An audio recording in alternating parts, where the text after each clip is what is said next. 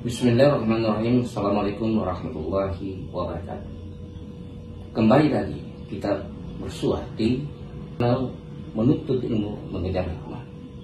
Kita masih di program kajian Al-Quran secara langsung. Ini adalah merupakan pertemuan yang ke-15. Sudah memasuki ketiga, yang masih bercerita tentang kisah Nabi Isa.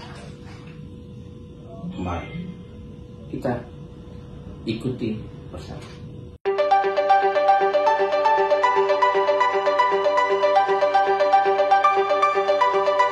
Nyatakan asma Allah, hilangkan dirimu, hilangkan ego aktumu. Bisa dipahami? Itulah tobat yang benar. Pengampunan yang benar itu adalah pengampunan dari Allah. Ketika ini diserahkan kepada Allah, maka Allah memberikan ganti yang lebih baik daripada ini. Nah, itu katakanlah dia mensucikan kamu. Akibat petunjuk dari Rasul tadi, dari Allah melalui Rasulnya, membacakan kepadamu kitab, membacakan isinya, hikmah namanya. Ajarkan kepadamu kitab dan hikmah. Jadi semua manusia punya kitab, punya hikmah. Tidak bisa mempelajari kitabnya karena disibukkan dengan kitabnya orang lain. Kitabnya orang lain itu jadi makanan empuk baginya. Ya. Oh, dia perhatikan lagi. Oh, ini buat sekali usah nih. Oh, ini saat nah lupa ini. Ya. Itu realita, kenyataan. Ya, kata orang tua, gajah di pelupuk mata tidak. Kenapa disebut gajah? Karena ini persoalan besar. Yang di sana itu kuman itu. Kuman itu yang ada di seberang laut sana. Kenapa itu yang kelihatan? Mungkin karena terlalu besarnya barangkali ya. Bagaimana kalau gajah di sini memang tidak bisa kelihatan kalau gajah. Nah, tutupi mata ya. Ini masalah besar. Di sana itu mau masuk surga ke dia, mau masuk neraka ke dia, tidak ada urusan bagi saya. Yang masalah itu ketika ini yang masuk neraka. Gitu. Apakah saya cek saja yang masuk neraka? Tidak begitu. Kalau pahami ini, pahami dirimu, maka seluruhnya adalah dirimu. Tidak bisa memperbaiki di sini, perbaiki di sana. Pasti di sini baik. Ya. Di sini cacat tangannya, tapi di sana ada orang yang kelaparan. Kalau kamu punya makanan, kasih makan di sana. Tanganmu itu akan diganti yang lebih baik daripada sekarang. Jadi yang lain itu adalah fasilitas bagimu untuk bertobat. Jangan jasad ini dibiarkan nganggur sampai masa pakainya habis. Di mana nganggurnya? Sibuk di dalam kamar mendirikan sholat, bersikir. Orang lain yang tanggung makanannya. Ya, dari rumahnya pergi di masjid sholat, bersikir. Lapar pulang lagi di rumah makan, habis makan pergi lagi di masjid sholat, bersikir sampai lapar pulang lagi makan. Ditanya siapa yang kasih makan dia, dibilang ada sepupunya itu orang Yahudi. Dia bilang Muhammad itu orang Yahudi duluan masuk surga daripada di sini. Paham maksudnya? Kenapa bisa? Ya. Jadi memberi manfaat kepada orang lain itu adalah suatu ibadah yang sangat besar. Kalau kita makan, kita jaga kesehatan, entah kita apa, ya, supaya apa ini? Supaya bisa memberi manfaat ke orang lain. Olah kemampuannya, apa yang saya bisa lakukan? Mungkin jadi supir, mungkin jadi tukang bengkel, mungkin jadi petani, mungkin jadi nelayan. Intinya memberi manfaat kepada orang lain. Kalau itu sudah terjadi, tinggal satu yang harus kita lihat. Apa itu? Pertemuan dengan Tuhan. Aku kapan ingkar terhadap pertemuan dengan Tuhan, seluruhnya tadi terhapus. Bagaimana supaya saya bisa tahu adanya pertemuan dengan Tuhan? Sholat. Sholat itulah yang membatasi antara orang beriman dengan orang kafir. Batas antara orang beriman dengan orang kafir adalah sholatnya. Kalau dia sholat, pasti beriman. Kalau dia sholat, pasti mampu melihat. Pasti yakin dia jumpa dengan Tuhan. Kalau dia sholat, pasti yakin jumpa dengan Tuhan. Karena sholat itu adalah berjumpa dengan Tuhan. Kalau mendirikan sholat ini biar kita capek ini, kalau kita tidak capek sholatnya, kita tetap ingat bahwa ada berjumpa dengan Tuhan.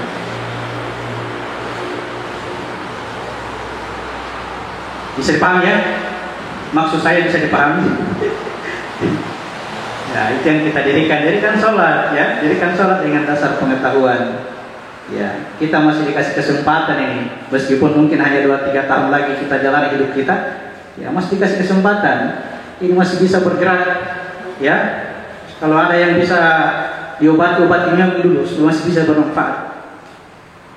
Kasih bergerak memang, serahkan memang, kita ambil memang semua Tuhan ambil, ya. Bisa bekerja dengan cepat, sesuai kesanggupanmu ya, kesanggupanmu. Jangan ini harus korbankan diri untuk menyelamatkan Islam, pergi tong berperang, tidak usah pergi berperang, pergi di sawahmu, ya, pergi di pasar menjual, berdagang, pergi di sana pelelangan beli ikan, baru pergi jual di tempat-tempat perumahan. Itu ibadah itu. Lakukan cepat selagi dia masih mampu, ya. Sampai suatu ketika masa pakainya habis, ya, masa pakainya habis, tidak perlu dicabut ini. Kenapa? Sebelumnya dia sudah kasih semua, kamu semua ambil. Kalian bagaimana bahasa yang lagi itu? Deh, bilang apanya lagi mau dicabut? Yang dicabut itu apa yang kita merasa miliki. Tarik menarik itu, tarik menarik itu. Tangan milik. Yang menolong pasti saya, ya. Tapi kalau tangan Tuhan, ya, tangan Tuhan yang menolong adalah Tuhan. Jangan tangan Tuhan baru diam-diam dalam kamar, ya. Keluar di depan, masih ada di pas bangun ada yang mau dibersihkan, mau mulai bersihkan lantai rumah, ya. Ada bunga yang mau disiram, siram. Ya, jangan takut bilang lain. Pokoknya kalau sudah berhenti jantung berdetak habis, ambil begitu, selesai. Karena saya bukan jasad, saya hanya pengguna jasad. Kita ini takut sekali nih kalau ada apa-apa yang rusak di sini. Mulai bersedih. Padahal dirimu itu bukan ini. Kau hanya menempati tempat ini, ya. Bisa serahkan semua. Tidak gampang itu tadi. Harus sholat di orang betul-betul dirikan di sholatnya. Karena terlanjur kita selalu bersama-sama dengan dia, ya. Terlanjur dikuasai, dijogoti, ya. Mau sekali dibilang sebagai gara-gara ini, mau dibilang sebagai. Sampai di mana tadi? Kenapa lagi situ tadi cerita? Nabi saya tadi Rasul yang mengajarkan Al-Quran. Baik, kisah adalah perudahan kalimatnya. Di situ di surat 4 tadi, surat 4 ayat 171, di situ dikatakan jangan katakan Tuhan itu 3. Berhentilah dari ucapan itu. Coba lihat kembali surah 4 ayat 171. Kita baca ulang lah.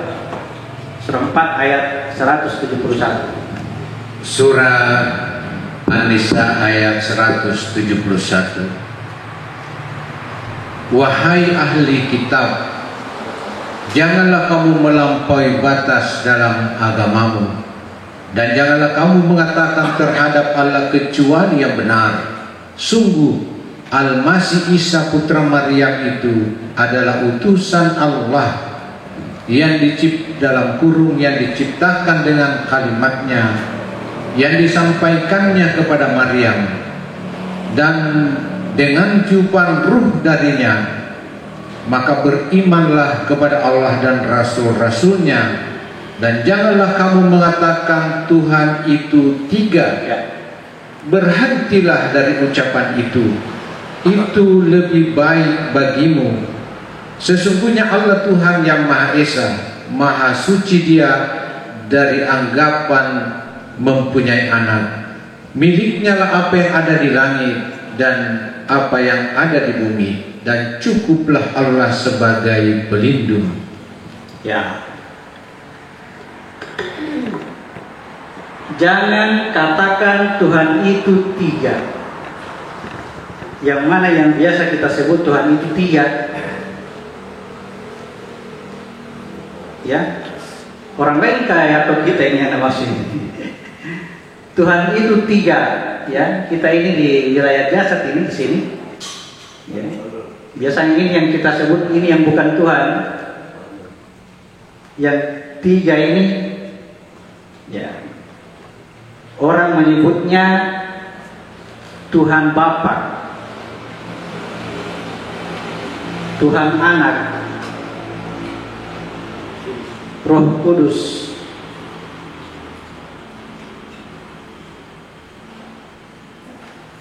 Bisa?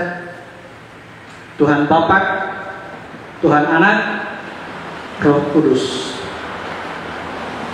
Jangan katakan Tuhan itu tiga.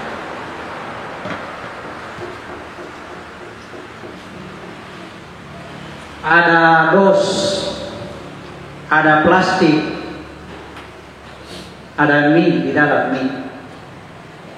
Ya. Begitu melihat mobil truk yang memuat dos ini, kita katakan ada bantuan. Apa bantuannya? Mie. Betul? Betul.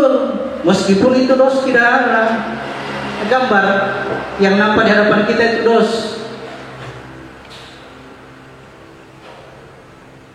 Yang nampak di sekeliling kita sekarang ini dos ini. Yang tolong Pak Samsul, dos. Dos Indomie.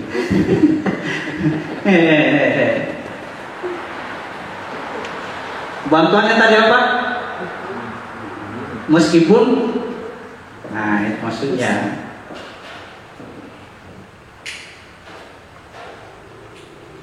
Dalam dus itu ada lagi, ternyata terbungkus lagi plastik. Dikasih di pasang sudah plastiknya. Dikasih apa di pasang sudah? Mie. Tapi lagi. Mau dos ke, mau mie ke, atau bahkan sudah dimasak mie, betul mie, tetap disebut sebagai tidak usah diurai. Maksudnya begitu. Jangan katakan tiga macam. Ada bantuan yang datang ke tempat kita. Yang pertama mie, yang kedua plastik, yang ketiga dos. Mana apa? Satu di palet, ya. Jangan katakan kalau itu. Hanya saja terhadap ini alif lam mim ini, ya, berbeda dengan apa perbedaannya kira-kira? Surat 5 ayat 73. Surat 5 ayat 73. Surat Al-Maidah ayat 73. Sungguh telah kafir orang-orang yang mengatakan bahwa Allah adalah salah satu dari yang tiga, padahal tidak ada Tuhan yang berhak disembah selain Tuhan yang Esa. Jika mereka tidak berhenti dari apa yang mereka katakan, pasti orang-orang yang kafir di antara mereka akan ditimpa asap yang pedih. Telah kafir itu berarti tertutup, terhijab. Ya, jangan ragu-ragu kalau begini ya. Artinya apa? Memang saya terhijab, Bu. Telah kafir orang yang mengatakan bahwa Tuhan itu salah satu dari yang tiga. Kalau tadi itu jangan katakan Tuhan itu tiga. Tuhan Bapa, Tuhan Anak, Roh Kudus jangan. Di ayat ini katakan, jangan katakan Tuhan itu salah satu dari yang tiga ini. Ini Tuhan, yang lain bukan. Salah. Ini Tuhan. Nah ini sekarang ini. Ini Tuhan, yang lain bukan. Salah juga. Yang ini Tuhan, yang lain salah juga. Telah kafir namanya. Ya,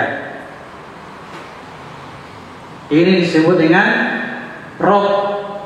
Qul a'udzu bi rabbin nas, malik kinnas. Malik itu kalau jamannya bilang malaika, itu kekuatan-kekuatannya. Ilah, sembahan. Ilahin nas, sembahannya manusia. La ilaha. Kenapa disebut Allah ilahnya? Kenapa bukan lam saja? Allah itu apa? Alif, lam, lam, ha. Alif, lam, lam. Tidak boleh satu saja. Alladzina qalu rabbuna Allah tsumma istaqamu tatanazzalu alaihimul malaikatu alla takhafu wa la tahzanu. Saya lupa ayatnya di mana. Orang yang mengatakan Rabb-nya adalah Allah, orang-orang mengatakan Rabb-nya, Rabb adalah Allah, kemudian dia istiqomah tetap pada pendiriannya, akan turun kepadanya malaikat mengatakan tidak usah kamu bersedih hati dan tahzanu wa la tidak usah kamu takut dan tidak usah bersedih hati. Rabb-nya adalah Allah. Yang mana Rabb? Rabb itu alif, lam, lam, ha. Bukan Rabb itu adalah alif, tidak boleh begitu.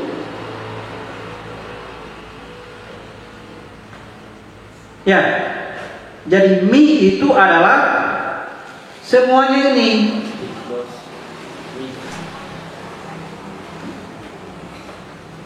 Bagaimana kalau ada mobil truk bawa di dalamnya itu ada mie, simpan di dalamnya, tidak ada bungkusnya, tidak ada dosnya. Nah simpan di situ sudah masak, tinggal kita makan, ya. Mau kita makan. Sangat penting ini penghijab ini. Seperti kita kalau dikasih permen, harus ada bungkusnya. Kalau tidak ada bungkusnya, pasti malas dimakan. Tetapi kalau sudah dikasih permen yang ada bungkusnya, yang kita makan itu isinya bungkusnya lagi kita buang. Itu maunya Maryam, buang itu bungkusnya, kata Maryam, lupakan ini. Sekiranya karena peristiwa ini dari bahayanya ini sudah beralas tuh di atas, tiba sini dihijab, tiba di sini mengaku itu nanti sebagai Tuhan. Kalau tidak dilepas itu bungkusnya. Demikian pula ini, meskipun itu Rob sudah sampai ke sana, tetap dia adalah alif, lam, lam, ha. Ada rahasianya, zatnya, ada alam kekuatannya, malaikatnya, maliknya, ada sembahannya, wilayah sealam dengan jin yang paling dekat yang sering kita ikuti saat ini, gerak-gerakan tangan begini. Kita ikuti ini. Ya.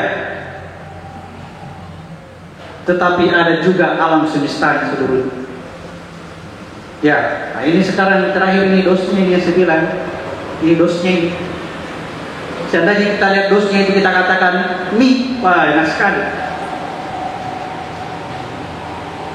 Tapi jangan hanya ininya. Semuanya. Ya. Semuanya. Pahami ibu yang sering bertanya. Terjawab ini kabar pertanyaan ibu deh. Bagaimana dirinya? Jangan sampai dilepas yang lainnya, ya. Maksudnya begitu ya. Jangan dihilangkan yang lain. Bukan ini, bukan ini. Tuhan itu yang ada di atas ars. Mulai itu nanti bertingkat. Di mana itu ars? di atas langit. Tingginya itu arsy. Faktanya ketika Muhammad Isra Mi'raj bertemu Tuhan, wah, melewati perjalanan, melewati 7 lapis langit ke Sidratil Muntaha bertemu Tuhan. Begitu baca ayat lain, wallahu ma'akum aina ma kuntum. Allah itu selalu bersama kamu di mana saja kamu berada. Perasaan tadi di atas langit. Kenapa dia bersama saya?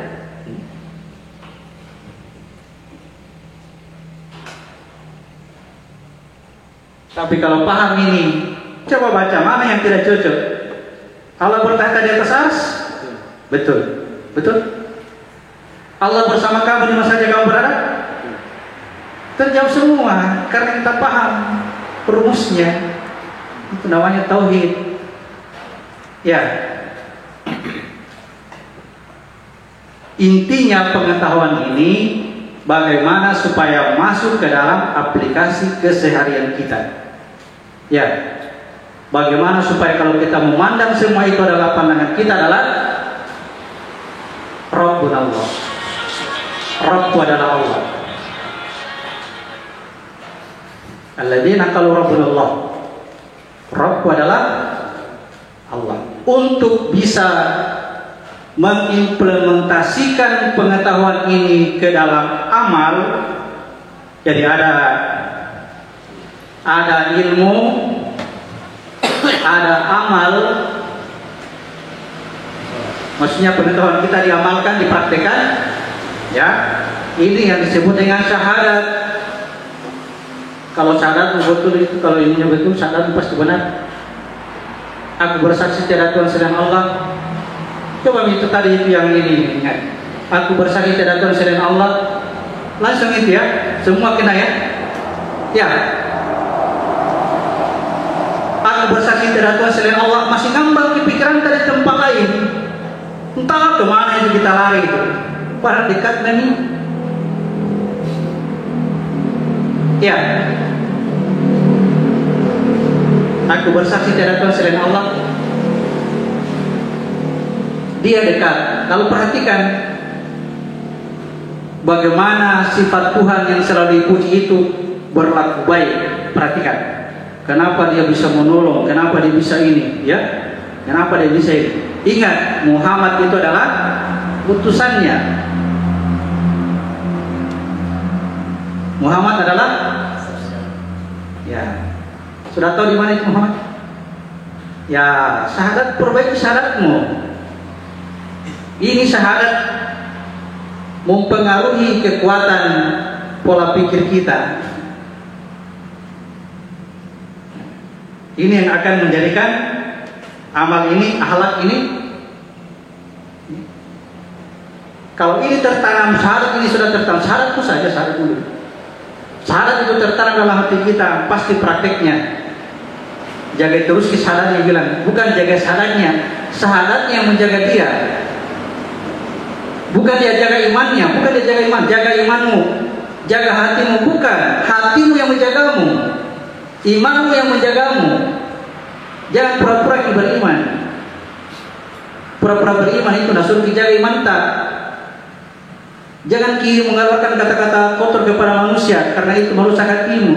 Itu kata-kata kotor keluar dari hati yang kotor. Ya.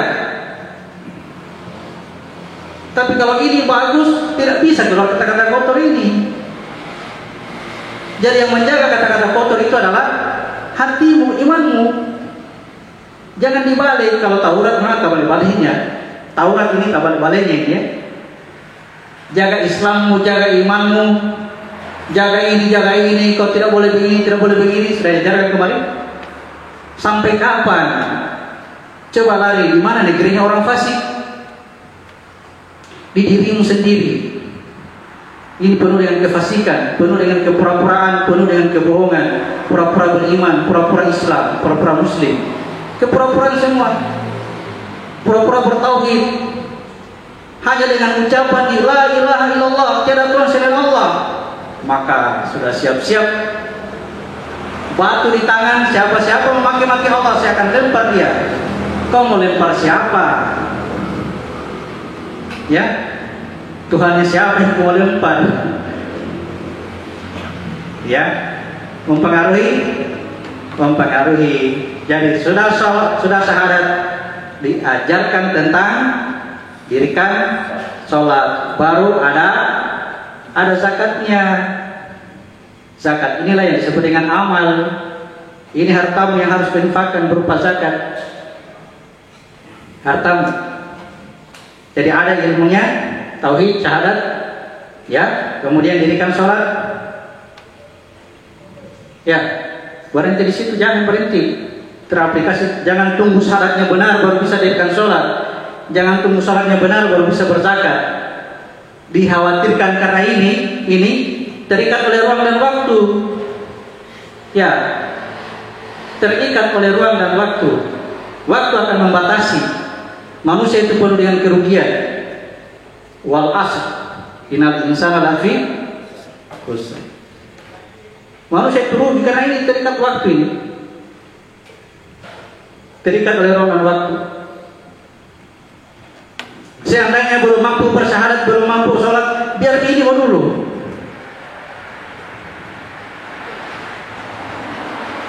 Bekerja dulu, beri manfaat dulu, biar mengaku biar nih, ya. Karena ada yang namanya taubat. Ketika menyerah, maka ini akan digantikan dengan, ya, karena kerjaanmu tadi ini menjadi tergantikan. Tapi kalau sibuk urus ini, sibuk di sini, syahadat dengan sholatnya sibuk. Belajar terus, begitu mau memberi manfaat, terlanjur tua tidak bisa. Dia mami yang diurus, tidak bisa menjadi pengurus. Akhirnya ketika diterima tobatnya, tidak ada yang jadi masalah ini. Tobat itu ada di sini. Ya paling seandainya dia lakukan perbandingan, kan alangkah baiknya kalau seluruhnya dikerja. Syaratnya bagus, sholatnya bagus, pasti zakatnya bagus. Ya. Tapi kalau disuruh memilih, lebih bagus ini dulu. Dengan segala kebodohan kita, dengan segala pengakuan kita, ya, mau tunggu dipuji biar nih, ya. Yang penting bisa memberi manfaat, bisa biar ini bilang dipuji. Karena suatu ketika tobat itu sampai napas di kerongkongan, sebelum melewati huruf ain, sebelum melewati itu, tobat itu masih bisa diterima. Menyerah di situ, dikembalikan semua tadi amalan. Kalau sudah menyerah, ampun mak, ampun. Jadi yang masalah ini dilakukan dengan cara berbuat kemaksiatan, melakukan perbuatan keji, itu yang lebih parah lagi. Sudah diberikan harta, lari-larinya justru merusak, menjadi perusak, bukan memberi manfaat. Ya, sayang sekali.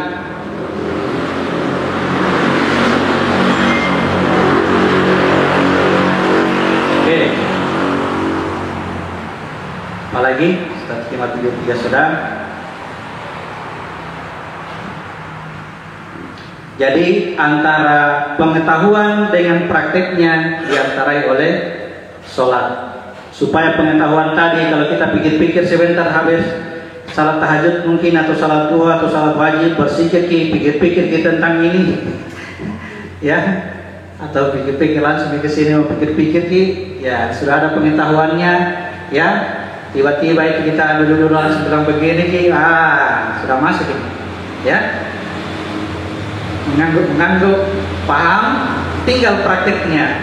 Karena paham ini, ya begitu mau dipraktekkan, kenapa ini hilang, ya? Tadi itu saya bilang, saya ini satu diri, diriku ini. Begitu keluar, langsung ini kurang ajar nih orang-orang, ya, kurang ajar orang-orang. Bodohnya ini, di mana tadi anuta? Itu tadi yang mubahnya adalah dirimu. Bilang bodohnya kan sama bilang bodohku, begitu lagi bodohku, kira-kira begitu ya. Selalu tidak tersambung antara pengetahuan tadi dengan, ya, ala qalbika litakuna minal munzarin. Surat 26. Tambah dulu sedikit. Surat 26 ayat 192 sampai 194.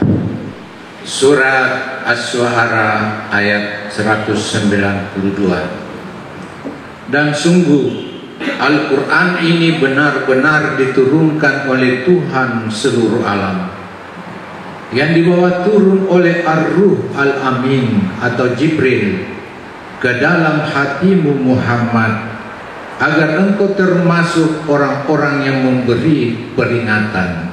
Ya. Diturunkan oleh Ar-Ruhul Amin, oleh Jibril, pengetahuan itu, ruh itu, Al-Quran itu, ala qalbika, ke dalam kalbu, ke dalam kalbu. Di mana kalbu? Di jasad sini. Ini yang memimpin jasad. Kalau di sini bagus, ini akan bagus. Makanya selalu diarahkan, dianjurkan, ya, positive thinking, berpikir positiflah, karena ini mempengaruhi semua. Tapi kalau kita disuruh kayak begitu, berpikir positiflah, pertanyaannya, bagaimana caranya supaya saya berpikir positif? Nah, itu baru masuk ke hikmah itu. Berpikir positiflah kamu. Oh ya, saya akan berpikir positif. Nah, kira gampang kita orang berpikir positif. Kita sekarang bisa berpikir positif. Kenapa? Keadaan lagi mendukung. Kita lagi sehat, kita lagi makan lagi cukup, ya. Semua situasi lingkungan bagus, bisa kita pikir positif. Tapi kalau kacau lingkungan, tak mana bisa pikir positif. Istri marah-marah, anak minta ini kiri kanan, mana kelaparan, sakit lagi. Kira-kira positif thinking? Tidak bisa. Positif thinking itu harus diolah, harus dikerja melalui dirikan sholat. Apa yang saya harus lakukan kalau saya berhadapan dengan ini? Tanpa kita perlu tanya, kalau bagus sholatmu, pasti bagus itu perbuatanmu, pasti bagus tindakanmu. Karena sholatmu itu mencegahmu dari berbuat keji dan mungkar. Tidak mungkin ada yang salah dari perbuatanmu kalau kamu sholat. Kalau sholatmu bagus, kalau sholatmu menjadi penolong bagimu, ya. Tidak perlu diragukan itu sholat itu jadi penolong. Yang persoalannya itu adalah yang tidak bisa kita jadikan penolong karena kita berpikir bahwa yang disebut sholat itu adalah yang kita kerja sekarang ini, mendirikan sholat. Baru mendirikan sholat, belum tiada sholat.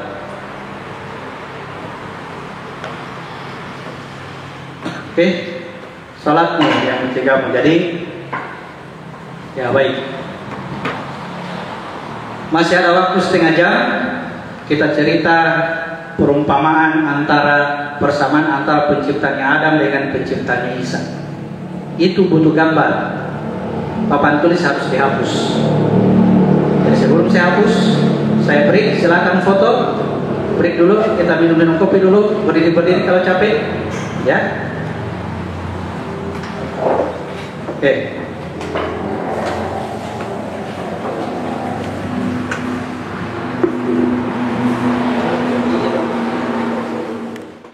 Alhamdulillahirrabbilalamin. Terima kasih atas perhatiannya. Assalamualaikum warahmatullahi wabarakatuh.